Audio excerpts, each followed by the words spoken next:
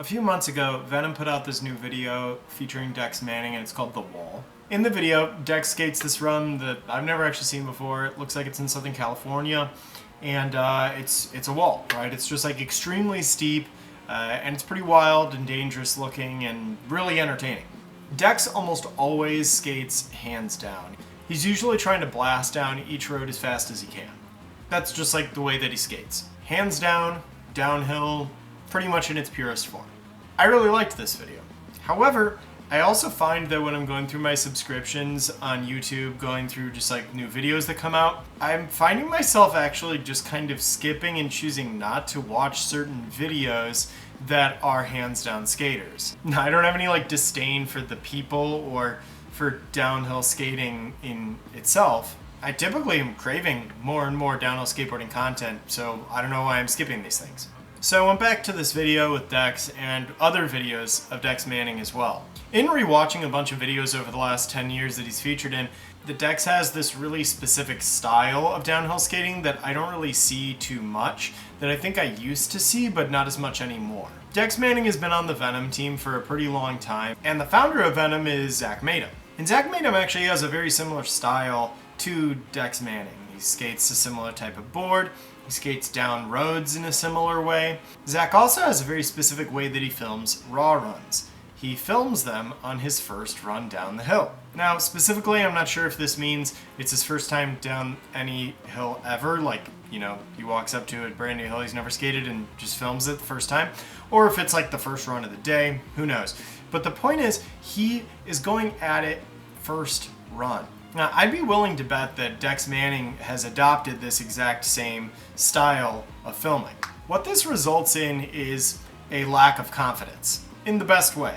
Everything looks really sketchy. Slides are usually not super smooth. They're a little bit shaky. There's moments where you're not sure if you should be tucking this section or standing up, so there's this kind of like up and downness to the way that they're skating. It's this going back and forth of charging down the hill with so much confidence, but also having a lack of confidence too, and it's very entertaining to watch. I remember seeing somebody's Facebook comment that said, if it doesn't look like you're gonna fall, then I'm not gonna watch it. And what I've realized from this, not that Dex isn't a good racer, but a lot of good racers do not translate well to being filmed. Because I think this Venom or Zach Madem or Dex Manning mentality of filming kinda is in stark contrast to racing and how racers go about looking at the hill. Skating hands down downhill is the fastest way to get down the hill, almost always. And because of that, it's typically the most dangerous way to do things. High speeds, high consequences. Because of this, a lot of racers or hands down downhill skaters are going to exercise a lot of caution when they're charging down the hill. If they mess something up at just the right moment, they could end up in the hospital. So a lot of times these riders are kind of working their way up the hill. They take one run just to kind of feel out the pavement. They take a second run to start to understand the line that they want to take. They take another run to push the drift a little bit shorter each time to travel through the corner with more speed. And at a certain point, they're at 5-6 runs, and then they're like, okay, cool, I'm ready to film.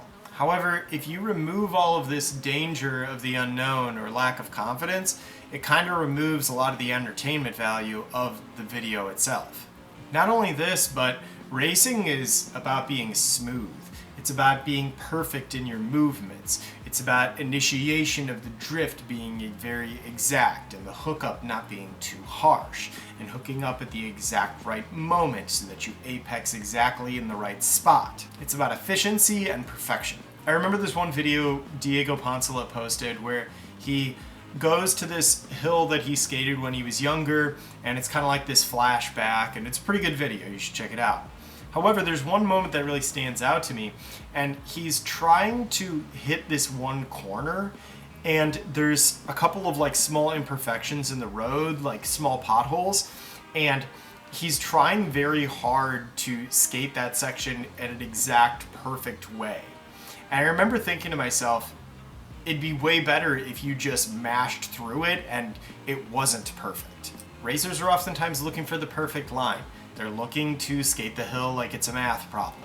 However, when you break a hill down this way, there is an exact right way to skate it. And if I can predict every single movement that you're going to make on the hill, I don't really know why I'm even watching the video.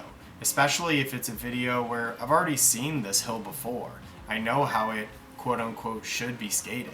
Now I know I'm asking a lot. I'm asking basically people that I don't even know to skate the hills more dangerously for my entertainment. But the whole point of filming is to show the world you're skating, and hopefully people will be impressed and entertained by it.